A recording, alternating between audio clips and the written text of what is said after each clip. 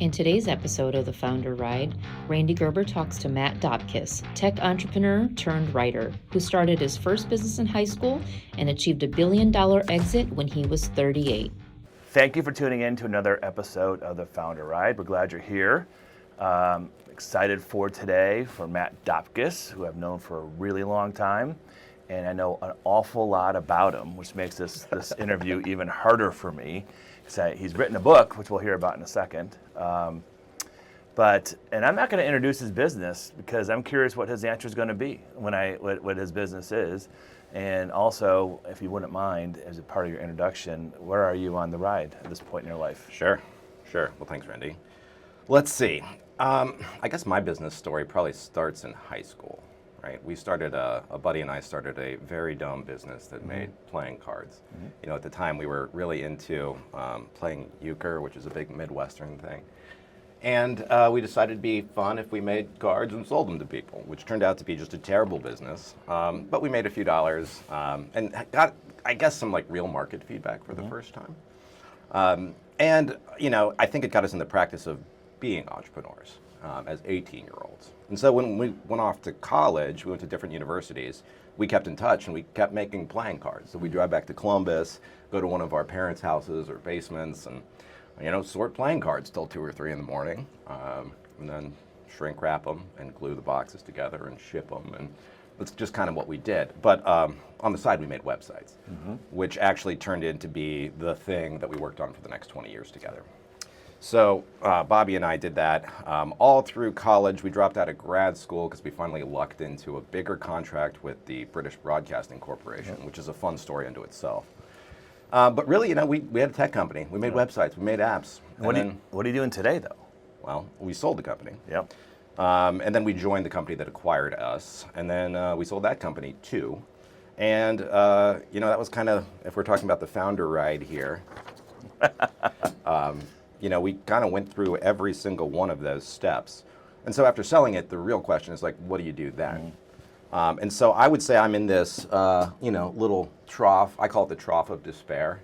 That's a great part of the business. Might need to rename this, yeah. Where, you know, trying to start something new and saying like, oh, was that just luck? Was that just lightning striking once? Or can I do it a second time? And, you know, I guess as an entrepreneur, I like novelty. And so it's no fun to go say, well, let's do another website and app business. Let's test ourselves against something different. So the business I decided to start working on was the business of books, which is more complicated than I gave it credit for. What do you think you misjudged in that? The books thing? Yeah. Well, I guess I thought that books would be more of a meritocracy, right? If you write a really good book, and then someone reads it and says, this isn't very good, and you revise it. I think I knew that I would have to go through years of writing. But then I thought what would happen would be like responding to an RFP in our old business, right? You say, okay, here's my shiny package. I'm going to send this out to someone who presumably wants to buy it. And while that is true in a manner of speaking, it's a very, very low probability of success if you try and go in the front door. So the way that it looks like... Say again. If you try to go in the front door, which to me says to try to do it on a traditional basis, is that what that means? Or does it mean something different? So, you know, there's several ways to do a book these days. There are a lot of people who have found success with self-publishing. In fact, there's I think it's an Apple TV show. Is it called Wool? Have you seen that? No. Okay. Pretty good show. So this guy, Hugh Howey, is the author of this series of books, and he started off self-publishing his books. And they got so, I guess, viral and popular that a traditional publisher swooped in, bought them, and now it's, you know, kind of a media empire for the guy. Really, really impressive stuff. So that's one way to go, the self-publishing route, and then you got to market it and so on. But there are a lot of tech entrepreneur kind of people who do the self-publishing thing. And so I want to separate myself from the pack by going through the traditional publishing. And why? Why did you want to? Why did you? I think it's the validation of the thing. Okay. You know, if you think about business, you know, our old business, you would have a bunch of times a year the opportunity to compete. You know, say, okay, this company Always wants in the game. an app. Always ready to go. Yeah. And so then you work really hard, you prepare for it, and you submit the proposal, and if they like you, you get a chance to pitch in person. And this is some of my favorite stuff. Yeah, Like, right. We get to go out there and And that's an important, we'll come back to this later, because one of the things I've learned from you, and really, really, I mean, I respect a lot of things about you, but one of the things I learned is how important that prep is for the presentation. oh yeah. Yeah. But I think you take that for granted. Well, you've taken it to a different level. So we'll come back and talk about that in a minute. Yeah. So back to the book. This is making sense to me now. Why you viewed that you had to go in the traditional route. Oh, yeah, I I love the external validation. Yes. You know? Okay. Like, All right. there's I learned just- something new. Oh yeah, it's fun. Well, there's About not you. there's not a whole lot of times outside of, I guess, work where you get a chance. I mean, and maybe specifically entrepreneurship, where Yeah. you get a chance to test your ideas against the field and see if your ideas can win. And like that's a very fun and validating exercise. right. Especially like when you win a contract, you get money too. Sure. Right. So when you started this, because you've been thinking about this book a long time. Like when you had we had Dynamic. You were so like this is an important fact that the book's been on his mind for 20 years. Yeah, gosh, I suppose I've always been a book person. Like Okay. I love to read. Yeah. And I've always wanted to try and write a book. And I think a lot of people are like, oh, someday I'd like to write a book. So it was nice to finally have the opportunity to do it. What really spurred this book on, though, was meeting our advisor, Scott Burkale, Yep. and realizing that so many entrepreneurs follow the same damn patterns. We get stuck in the same places. We reinvent the same wheels. We have the same weird ego tics. It's just, that's it's true. like, oh my God, I had no idea that I was such a stereotype. Right. And no one talks about the negative side of business. People love to say, yep, sold it, all's good, how are you? Great, I'm great, are you great? We're all great. Right. But no one's like, I have a real big problem with my number one employee. I don't know what to do about this. Have you had this problem? Right. I mean, we could have those conversations, but the people who have that problem are mostly entrepreneurs, and entrepreneurs are mostly trying to grow the thing, not admit their vulnerabilities and weaknesses. Right. In general, right? You can learn otherwise.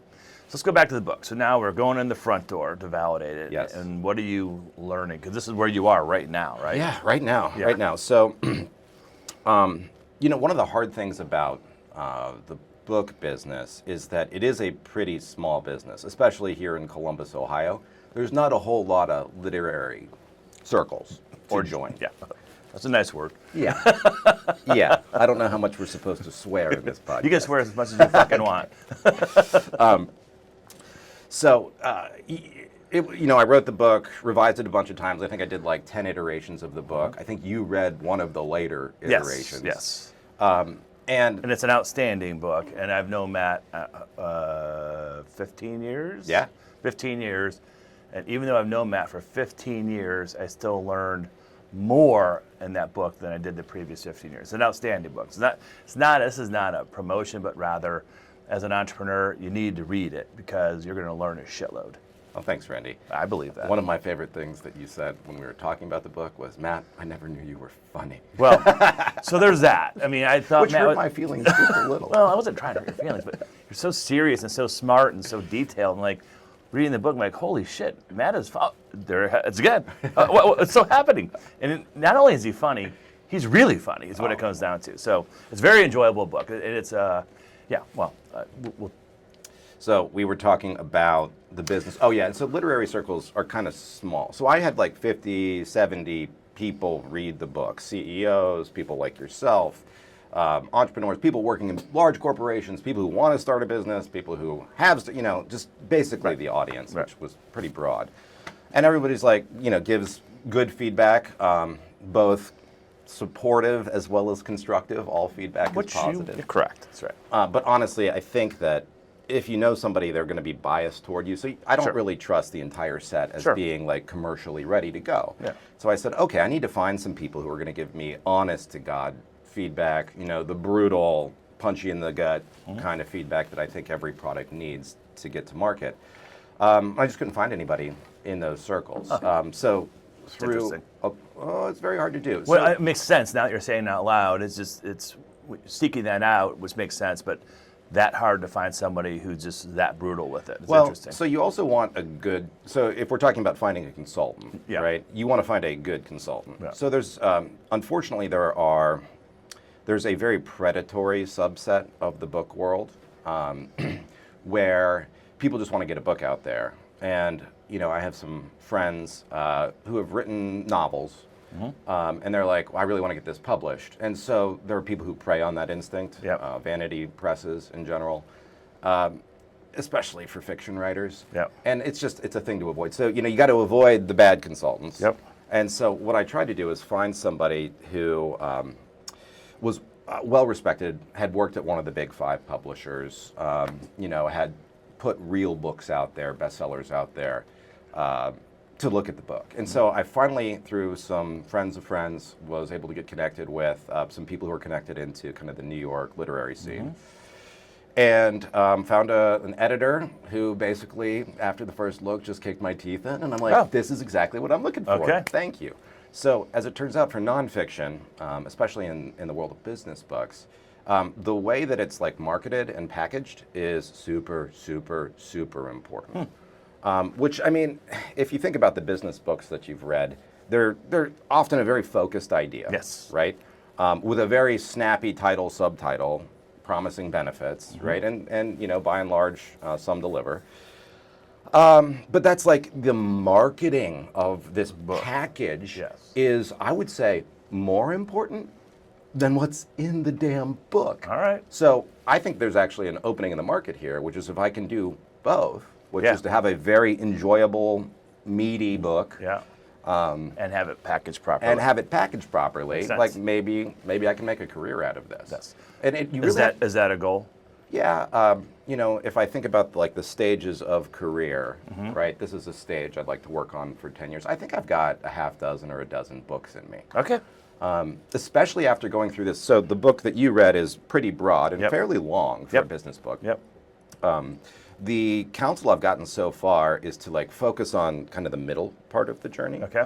And in that middle part is where a lot of these, entrepreneurs who grow to a certain size, a lot of people think that the end of your founder ride graph is the end. But I think, as you said in our intro here, then you start over again. Yep. And you have to go through it again. And so I actually call it, not the book title, but the chapter title that rediscusses this concept. I'm calling the third choke point. So if each one of these is a choke point in a business's life cycle. Yep. So, the first million, you have to go through this cycle. Right. Yep.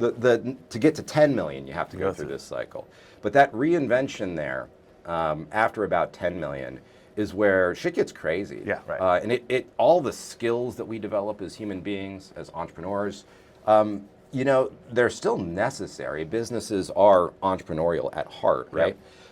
Yep. But you need a whole new set of tricks that no one tells you you're going to need at that stage. And that's really what this book is about. Got it. It's about that the working title right now is Stuck. So the working title is Stuck, you said? Oh, that's awesome. Yeah. I love that. Because I think that's a very narrow book. But like the other books, the beginning, effectively, I think I'm going to put this online here once we really finalize a format for Stuck and get ready to pitch it to publishers.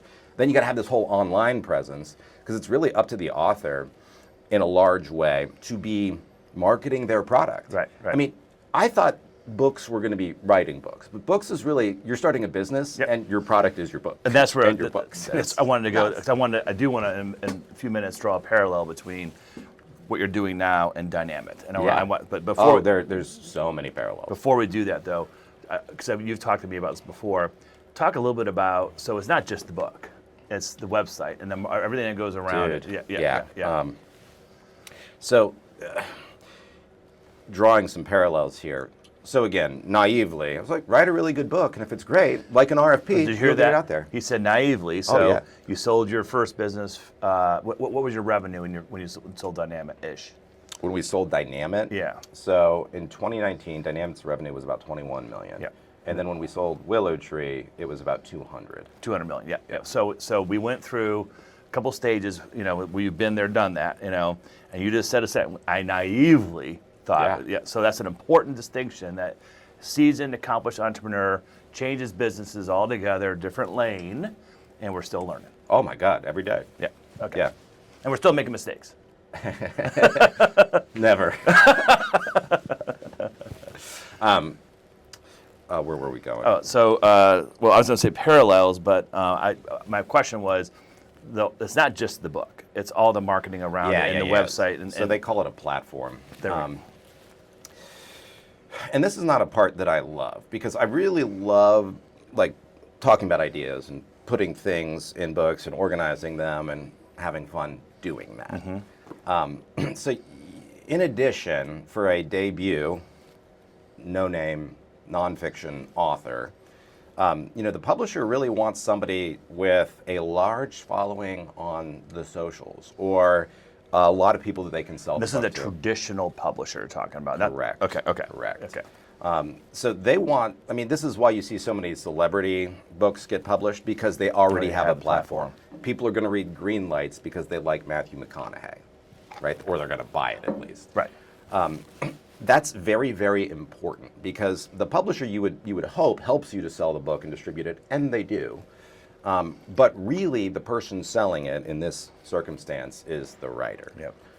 So you got to do podcasts, and you've got to be on social media and so on. And the thing that's really, I have an essay chapter that I wrote called "Goddamn Social Media," because I hate it. Yeah. Right. I love talking about ideas, but all this like self-congratulatory bullshit that we see is just, it's hard to stomach. Yeah. Right. So yeah, it's going to be muddy. But once I figure out the content that is sort of, paywalled in the book, then the rest of it, especially the first stuff, I'm going to try and publish online as a book. Got it. So like newsletter, online stuff, chunk it up. So that, hopefully we can generate some interest for this thing. But it's a lot like cold calling or finding your first few clients. That's like right. That's right. It is very similar. That's right. It really, now that I think about it, it really is 3 different books, isn't it? Yeah, it really is. Yeah. All right, so let's talk about the parallels. We'll come back to dynamic. It's kind of a reverse interview. The parallels between the business of a book. Okay, I'm going to call it that, and dynamic. So like what's similar? What's remarkably different? What are your big takeaways? Like, wow, I never thought about that, or that hit you hard. Yeah, I guess if I was to look, obviously I'm in the middle of the book journey, or rather the early. Probably in the part of early, the book. Yeah, still in the early part. But it reminds me a lot of like the high school and college years. Okay. Trying to scrap to find an opportunity, something to do. So, it's a little different in that, like, in the business of books, you need to manufacture a product and then sell it. Yeah. Whereas in the services business that we were in, you need to find someone with a problem and then solve it. Right. But that early stage of being like, oh, well, Matt's in high school or college and he's starting a business, how cute. It's a lot like, oh, Matt's writing a book, how cute. And so you get a little bit of a, I don't want to call it a chip on your shoulder. No, that's a good way. You sort of have to give it infinite time of grinding. Yeah, right. Before something good happens. Right. And in the first book, which I'll put online, is that chapter, Lucky Breaks. Yeah. You manufacture your luck through statistics. So you keep doing things that are net positive, hopefully. You keep staying at the table, playing hands of cards, whatever you want, and eventually, if you're trying to find revenue and you're calling people every day, eventually someone's going to say yes, hopefully. So I want to repeat that, because I've had the benefit of reading his book and watching. Matt is is so focused on the revenue piece. It's so important. It's all there is. Oh, yeah, right. And we don't share exactly all there is, but it's very important. And I know. I'm going to overstate it because I think that this is a lesson that people forget when they get busy. Yes. Well, there we go. It's all right. A couple of things you just said are important that I think people listening on this podcast have to really drill down how essential it is that they don't overstate it enough. When they get busy, it's not important. And how'd you phrase statistical what?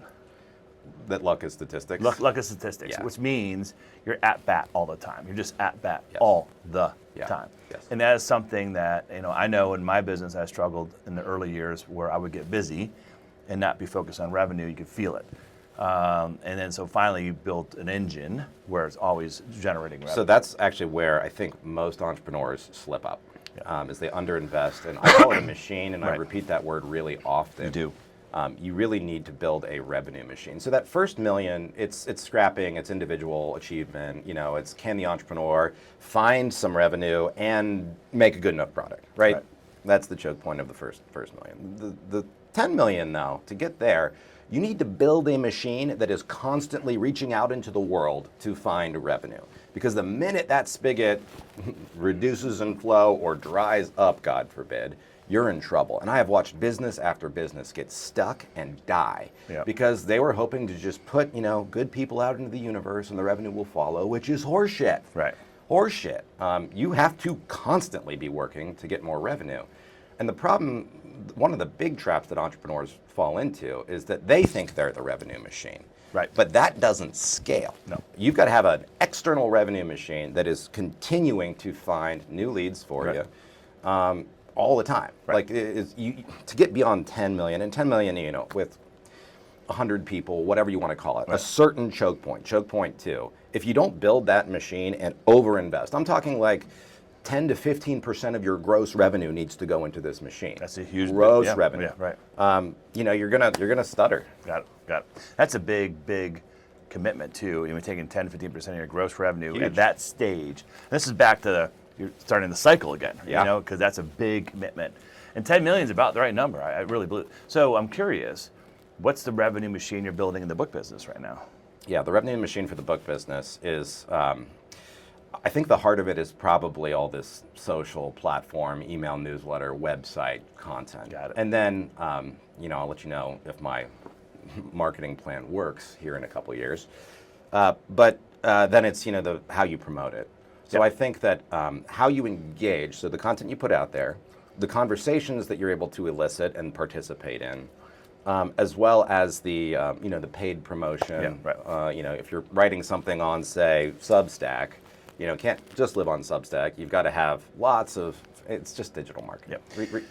So you really have gone from a B2B business to B2C. Yeah, which is kind of fun. Did you realize that in the beginning it'd be B2C, or did you think the publisher was going to be your B2B?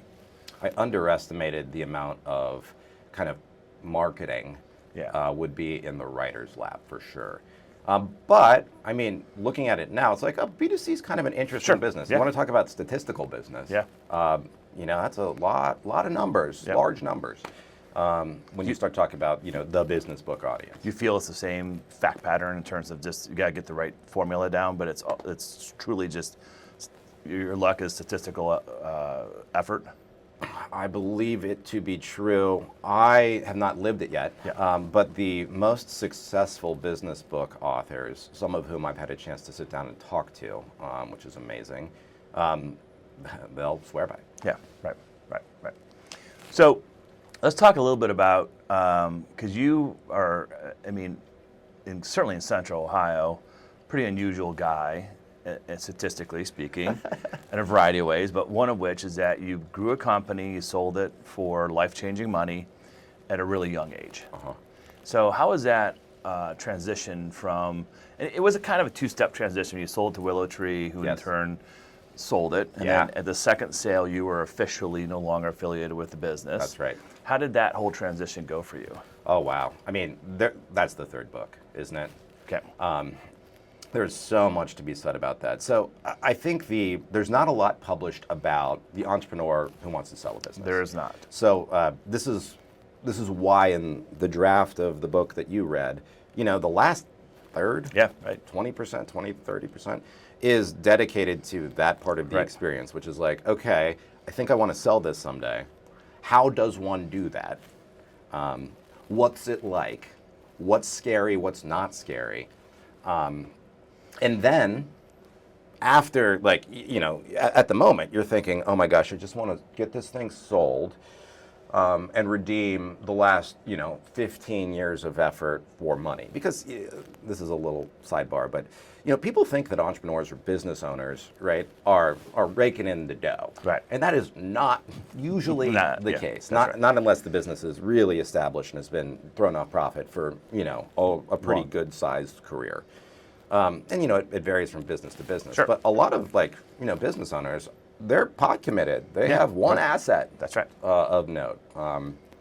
and it's the business. Yep. So if that thing goes belly up, if you forget to keep selling, I am overstating it. No, but that's I love. But that. honestly, if it happens, that's right. then That's it's just gone. That's right. That That's asset right. goes to zero, Right. and you've spent however many years creating nothing, and it's in your bank account, your personal bank account. That's right. It means you got to go get a job. That's right. And you're not employable at that stage then.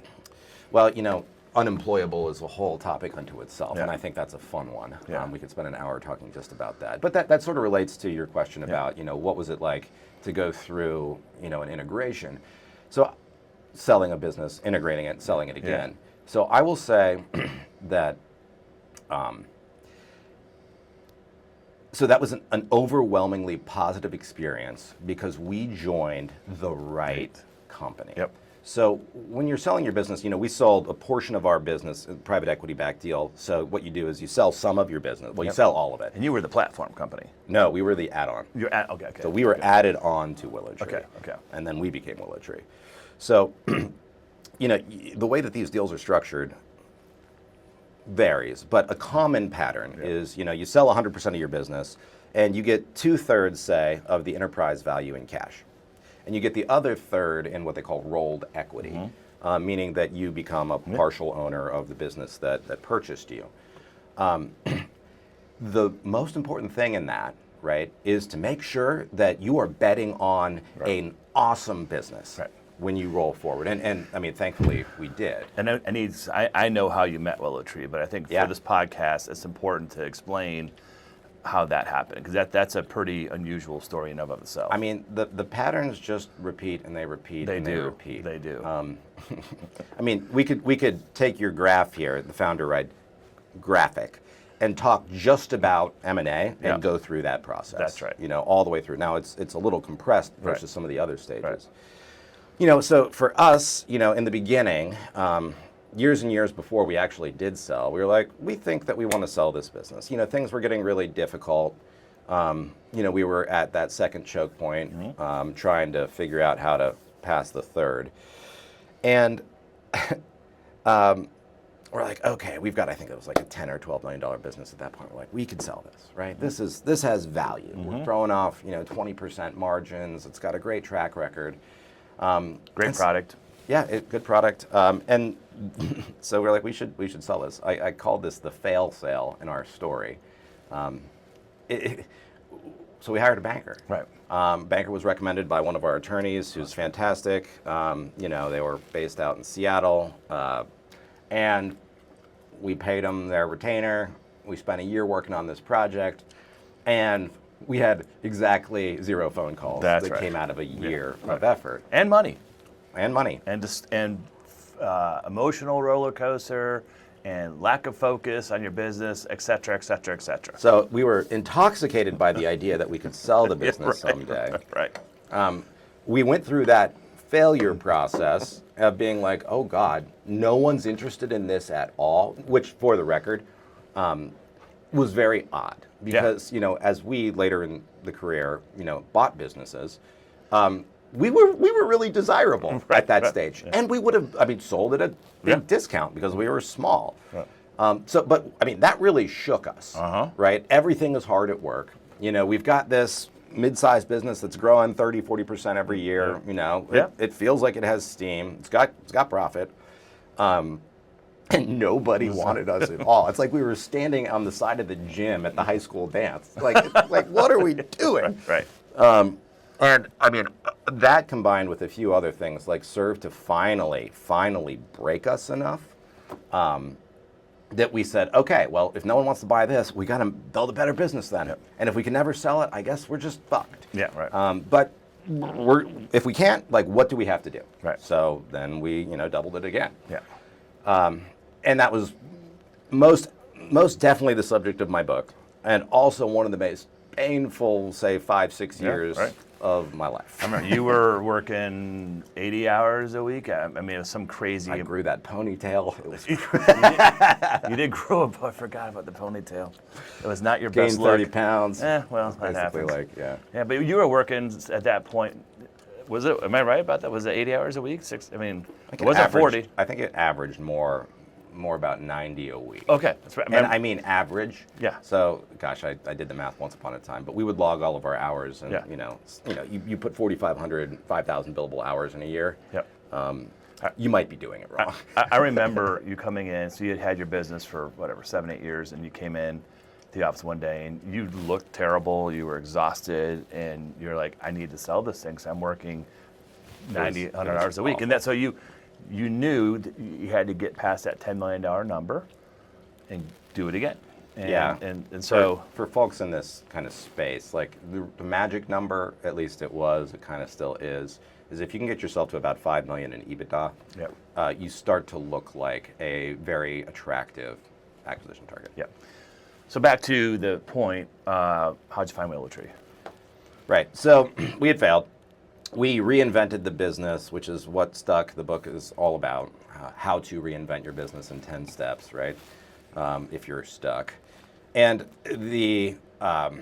that process I detail in the book. But then kind of near the end of that, right, when we had figured out our org structure and our incentive models and our planning and all that This is stuff. where Scott McCauley is involved now, right? Raquel, yeah. Raquel, sorry. Yes. Okay. He's heavily involved, right? Yeah, so him plus the failure to sell, plus the workload, plus finally, a couple years after we tried to sell it, we had a flat year. The only year we ever were even, year over year, was at about 12 million. I mean, that served to just break us down. We're like, oh God, maybe we should listen to Scott. Okay. And I mean, he'd been coaching us for a couple years at that point, but there's something peculiar about entrepreneurs at that stage, which is, you've learned that everything that you've been doing has worked. And so when someone says, you're doing it wrong, there's a whole lot of resistance to change, right? I don't want to change. Yep. Because, yeah, I write these proposals. Right. And I write them well, and they win. Yep. So when someone says, you can't write those, you've got to teach people to write those. And you've had bad experiences with that in the past. Right. Just as a for example, you probably still keep writing the proposals for a while. Right. Yeah. Yeah. You have to train your team to be as good as or better than all the things that you brought to the table. Right. And that's really difficult to let go. Yep. So we did all that stuff, which is a ton of stuff and would take us hours to discuss.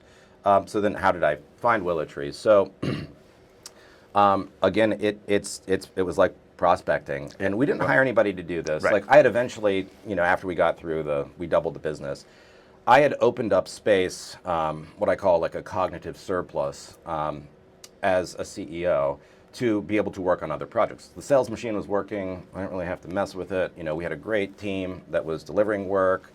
Didn't really have to touch it. So at some point, you're like, well, what do I do now? And so I really dove into researching the business of buying and selling businesses.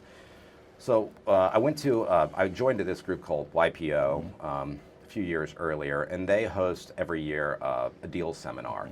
That's basically a 3-day giant binder, tons of speakers. We're going to take you through everything that you need to know about buying and selling businesses. And what that served to do was to take a little bit of the fear and mystery out of the process. I mean, you get to hear some stories of people who've been through it. You hear from attorneys about deal structures and debt and all that stuff, which was good. But I used that information and then reached out to probably 50 or 60 people locally and nationally who did a lot of M&A. And I got their advice, and I put it all into probably a 20-page little strategy book. You know my books. Oh, I do. I love them. And, socialized that with our team, got aligned there, and then said, okay, what it really was a playbook to either buy companies so we could get bigger and sell, or sell. And either one was fine. Yeah. But, if somebody wanted to buy us, we were excited about that. That had never left our minds. So then started to attend different conferences. So there's a group of people out there called investment bankers, and investment bankers in this realm of it, they are like realtors or brokers of businesses. Sure. So they're saying person A and person B, you should meet, and they take a commission off the thing. So one of these brokers was putting on a conference. in Dallas. So I went to Dallas and probably met 20 or 30 people that day. Private equity investors, what we call strategic investors, which are giant companies that just want to absorb your company, stuff like that. And that was just prospecting, having conversations, bringing them the well-written book. And one of the private equity guys was like, this is a really good strategy. We made this same investment a year ago. Like, have you ever heard of this company, that we invested in? And I said, no. And I said, okay, well, let's keep in touch. So go to the next meeting, and it's a big strategic company. And they're like, oh, wow, this is exactly what we need. Come and meet us in New York at our corporate headquarters, and we're going to introduce you to the leadership team. I'm like, well, that could be something. Fast forward, it was not something. But as it turns out, the next week after, I'm reviewing our deal flow with our VP of sales. And he's like, can't believe it, but we just lost this deal. And I said, no way. It was like a hotel website, and we had done a lot of hotel website work. So we were like well poised, and we were redlining contracts with this client. So we were pretty close to, giving a signature. So now lost it. It was down to us and one other company, and they beat us. And I was like, what? Who? I'm like, oh God, it was WillowTree. The people that the private equity firm had invested in the year before.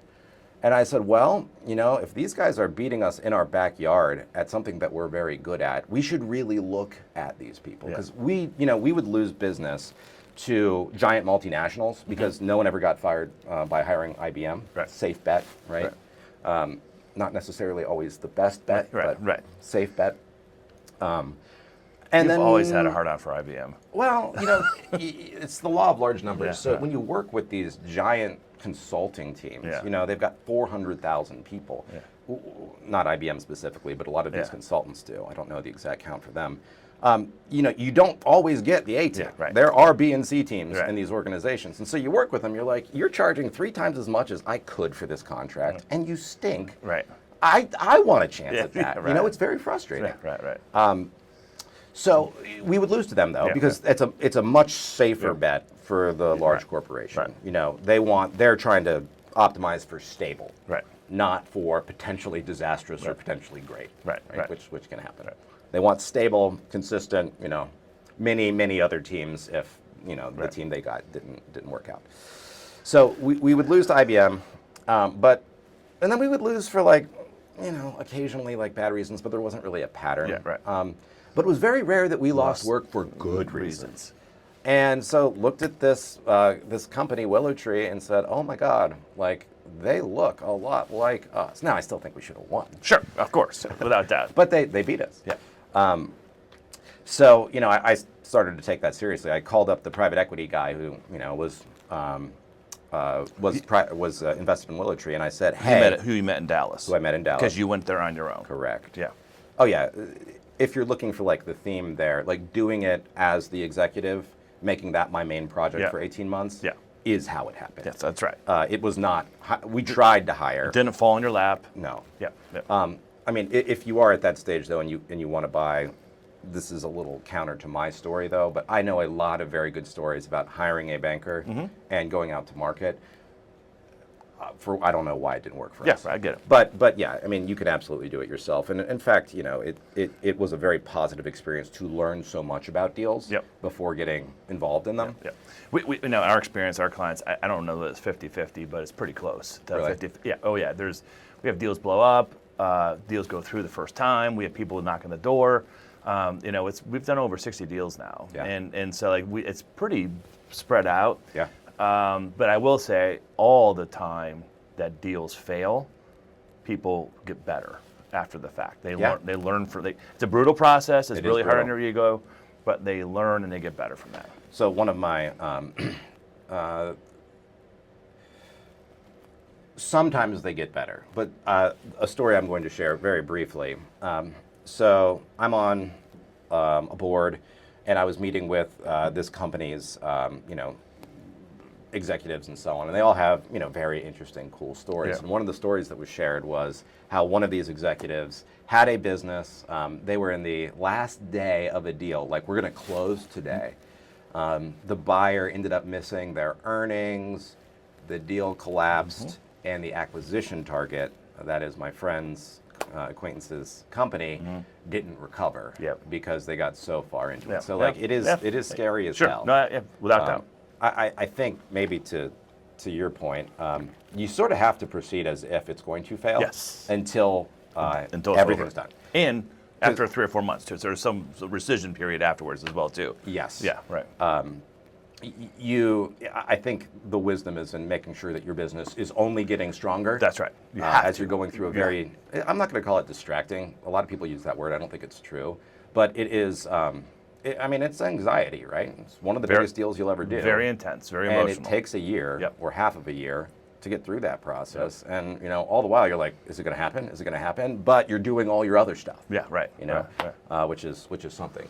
But, the process of like, doing the deal, and this goes back to something I said earlier, like finding somebody who was as good as or better than us in our space with high integrity, high talent leadership. Like our story is a good one because we found the right people to join. Because then it's like, well, you're not betting just on yourself anymore. You're betting on this combined entity. And the combined entity, since they were about twice our size at the time, the combined entity is led by them. So you better be, very careful about that. And you were very happy with Willow Tree, right? Absolutely. Fantastic people. Yeah, good. I do want we've got a little time left. I have 2 topics I want you to talk about. One was touched on, and that's the importance of a presentation. Because that's something that it took, again, knowing you a long time, but it was in your book I realized that focus. And so I think that you have a view that's, even though it's accurate, is so intense and unusual, the people just don't get it. And I think it's important that you really stress that. Or I'd like you to talk about that for a minute. Yeah. Oh, gosh. I have so much passion about this. You do? Well, it sort of goes back to one of our very earliest pitches. So there was this firm, local firm that we had done a lot of partnership work with. And we were really lucky in those early years to have found this firm. I call them in the book a sibling, because we didn't have the ability to go out and get big name clients. At least we didn't think so, and we probably didn't. So being a subcontractor for a firm that did have the ability to go and get that revenue was a very sound revenue strategy for us. So this company brought us into a pitch. And we ended up winning that pitch, which was cool. We kind of got to see their magic. And honestly, I learned a lot from them about the importance of like what you put in front of someone and how you put it in front of them. But the real lesson came a few weeks later when the client who had just hired us shared all the other competitive proposals with us. And, one of them gave us like one of those folders, those 2-pocket folders. Yeah, right. Regular like Lisa Frank with the unicorn on the front. Not quite that bad, but pretty bad. And it was just like a price sheet. Another one gave like a narrative book, probably this thick, that was a case study on some other project, and never once did that bidder talk about the client's project. It was just about them. And another one, this is one from one of the bigger consultants, was like, it looked like a PowerPoint, right? With like misspellings and like, there's no alignment. And like, it's just like, who put this together in 5 minutes? Like, it's just slop. People, when you get the opportunity to continue the life of your business by getting revenue, you need to do everything in your power to win that revenue. Everything in your power. And that, it's like, are you wearing, sloppy shit? Right. Like, how do you look? How do you look? But more importantly, like, if you're going to represent your product with a proposal or a presentation, that better be one of the best proposals or presentations they've ever seen. If you want to have a chance, especially as an underdog, of winning that work. We were always small, we were always going up against bigger people. So our proposals, our presentations, and I'm not talking about fanciness, or like play acting. I'm talking about the literal paper, and it should be paper.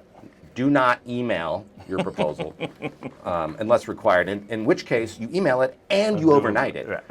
You want to control that experience in a way that shows the client that you have worked harder than anyone else to get this work, and therefore that sends them the message that you're going to work harder than anyone else to do a great job for them, because that's all you got. And I think what happens is entrepreneurs, leaders, people get busy. Yeah. And they're like, oh, I'm not going to put 16 up to 60 hours of prep into one of these documents for something we might not win. And that's just an opening in the market. Right. When other people do that, you do better and you win the work. Yeah. And you know that's a pretty broad philosophy, and it should be applied to almost everything that you do as a small business. Well, and it's, I know you came out of technology and professional service, but it's every business. So if you own a retail business, you know, when you walk in that door, how do you feel immediately? How does it look? All the details. It matters. That first impression that you make all the time Yep. is such a big deal. And I mean, I know we continue to do better at that. I'm trying to, but it's, I mean, your passion around this topic really caught me, and shouldn't have, but it did. It just, people, it makes me very angry. Yeah. They just use these shitty templates again and again and again, and they're shit. Yeah, right. And, you know, again, like the packaging, back to the book, another parallel, the packaging of the proposal, this does not need to, like, rip at the heartstrings. It needs to focus on whoever it is you're giving it to. Right. This is not about you, this is about them. And as much work as you can put into crafting a story that tells that person who does not have expertise in your business exactly what you're going to do, what we have to watch out for, and how it's going to work, and then illustrating it in a pretty way, like that just wins every time. Yep. But it also extends to stuff like customer service in general. You know what? If you're going to give me, if you're my plumber, like, make sure you arrive on time. Send me a text when you're on your way. Get me started. When there's a bill, send it on the same day every month. Make sure I can pay with credit card.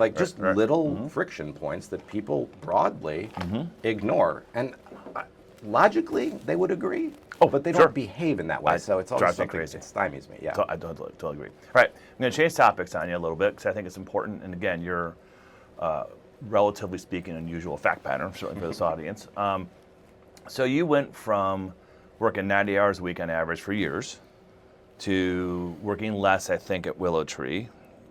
Yeah. Yep. To working a shitload less after Willow Tree sold. Oh, I wouldn't say that.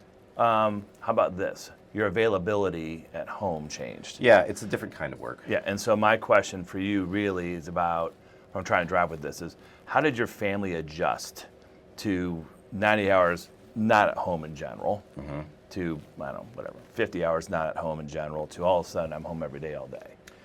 One of the pieces of feedback that I've received on the book is that I don't, or at least the draft that you read, is that I don't really acknowledge the personal aspects of the commitment, especially the 90-hour weeks era. And I think I need to write at least a few pages about that. So let's start at that. Jess, my wife, was very much on board, and this is vital. We had a very explicit conversation very early on, and I said, hey, like, this project is one of the most important things to me in the world, that is the business. I want to have kids someday. I want to be a great dad. I want to be a great husband. You guys are dating or married at this point in time? Because you started, you were with Bobby in high school. Yeah, I mean, this was very early in the relationship. And so I said, like, I'm making a lot of sacrifices to see this thing come true. And so I might not be ready to have kids right away. And, that's something that we had a conversation about. Every year we would talk about kind of where the relationship is at and, like, where the business is at. And she was 100% supportive of me dedicating everything I had, frankly, to getting this business, for the benefit of our family broadly. And so, like, that level of partnership, it's pretty rare, I think. Totally agree. Like, she was super, super committed. Well, you were smart too. This is an important point. Smart enough at a really young age to take the time and make that distinction. I mean, that's unusual in and of itself. That's the truth.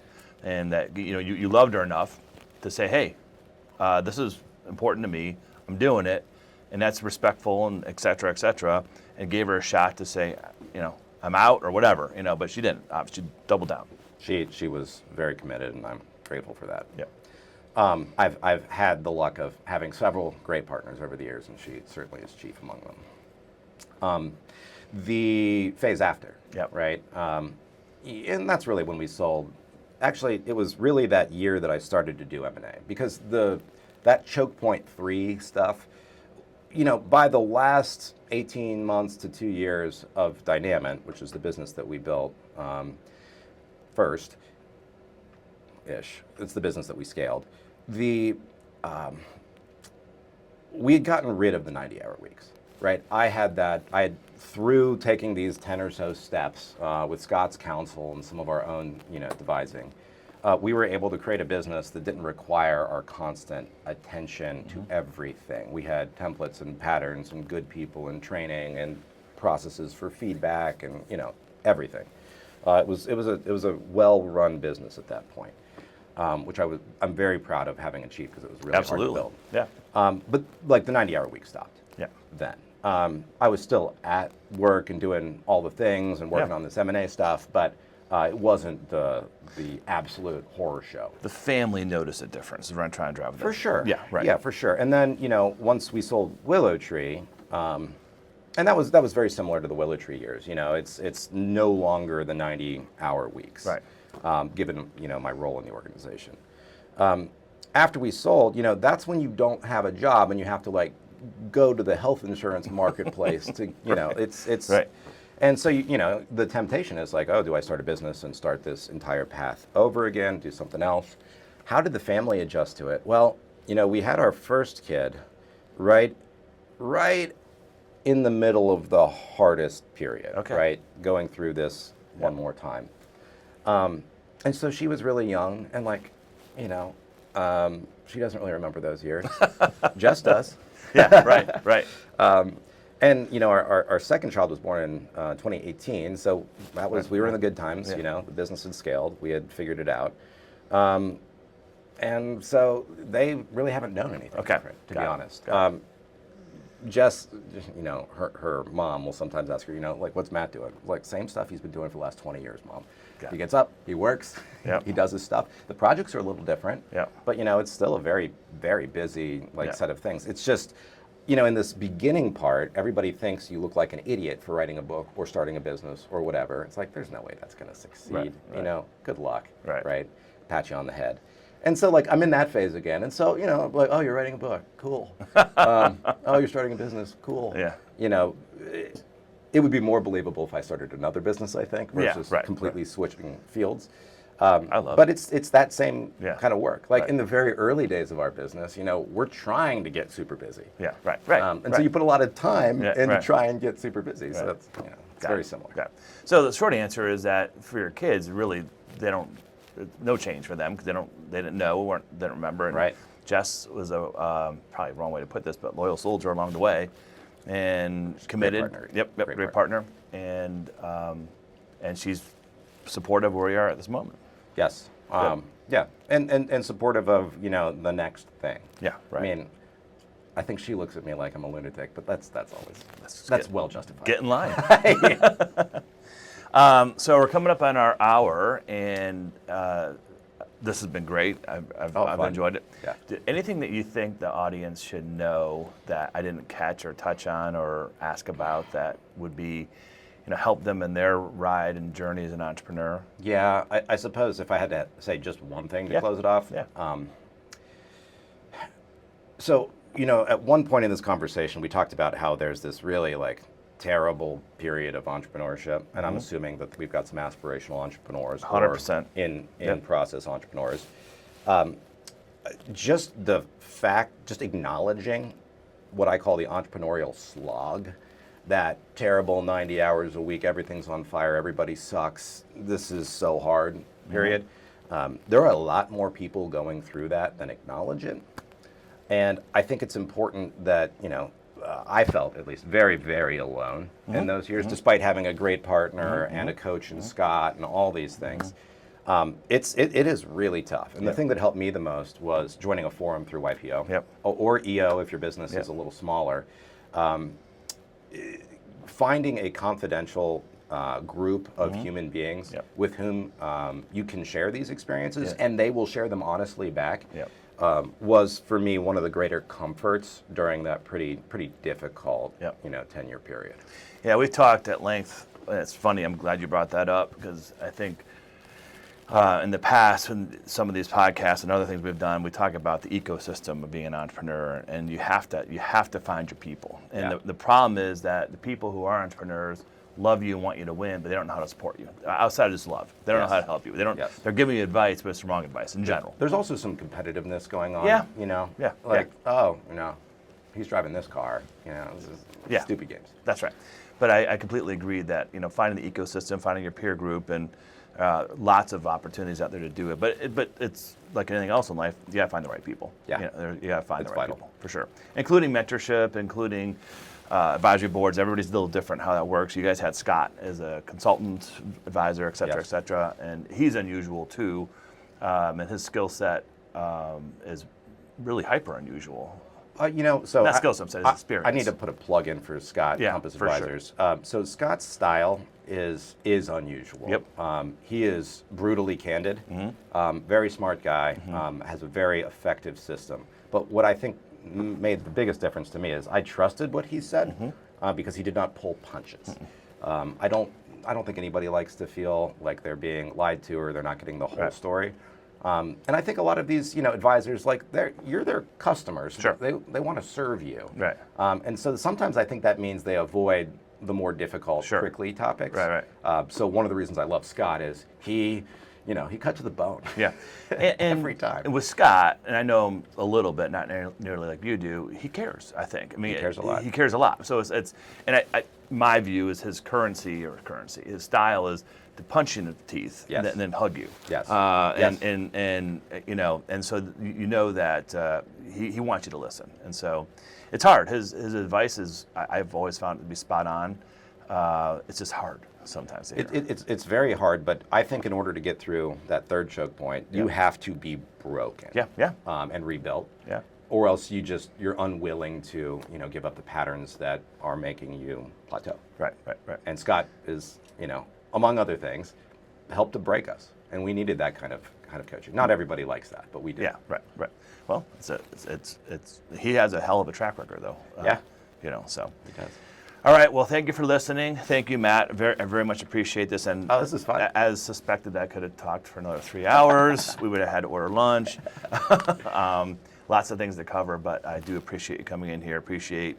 I love your story, love your journey. I'm really super interested and curious this next chapter with the book. I think it's going to be awesome. No, it's fine. Yes, you're an entrepreneur. We got to do it. And I agree with that, but I'm excited. So thank you for tuning in to the Founder Ride, and we'll see you in our next episode. Thanks. We're building something special in Columbus for entrepreneurs. To learn more, please visit www.founderfarm.com.